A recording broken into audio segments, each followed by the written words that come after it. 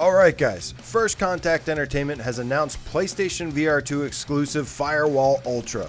For those who don't know, it's a sequel to one of the best multiplayer first-person shooters for VR, and is similar in look and gameplay to Rainbow Six Siege. It's a pretty big deal. Today we're going to break down all of the info that came with the announcement, as well as some things you might have missed from the trailer. Before we get started, consider subscribing for more PlayStation VR2 coverage and live streams in the future. Now let's begin. So the tactical team-based shooter takes place 5 years after the first title, with all remade character models and maps, new areas added, and brand new textures designed for PSVR2's 4K HDR display. Not only have they been redesigned, but of course there will be new maps and contractors as well, with the new Brazil location getting the first preview. During this new footage, we also hear the voice of Raven. We have multiple contracts, from solo intel gathering to team strike force operations. So it looks like there will again be solo missions for gathering intel, but what caught my attention was the team strike force operations.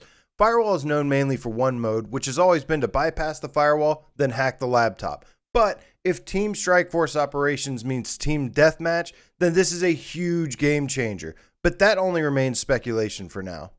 Speaking of game changers, there are now dedicated servers. While this may not seem like a big deal to those not in the know, this was probably the #1 requested feature for the first title, as when hosts would either have internet issues or rage quit, then it would kick everybody out of the game, but no more.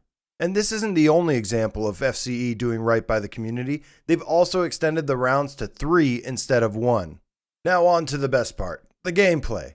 Firewall 0 Hour was extremely immersive using the aim controller, and it seems the level of immersion is about to be upped as well. It will utilize adaptive triggers, which if you haven't used yet, is going to feel amazing while firing, especially with machine guns.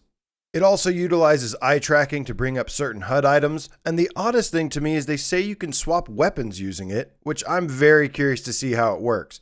Personally, it's exciting to hear about features that have never been heard of before because they weren't possible until now. There's also finger touch detection that will enable us to make certain hand gestures, and I'm sure there's going to be some fun had with that one. It also seems like you'll be able to grab doors and handles and place your hand over the laptop to hack it.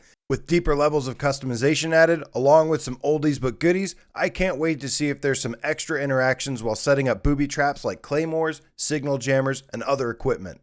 So holy shit guys, this is just the beginning of what we know about Firewall Ultra, and personally, I think every fan of multiplayer shooters needs to follow this game closely, because just like the first gen of PSVR, this could very well be the definitive multiplayer first-person shooter on the platform once again. And they've proved that they will support the game with more content for years, so buckle up, it's gonna be a fun ride.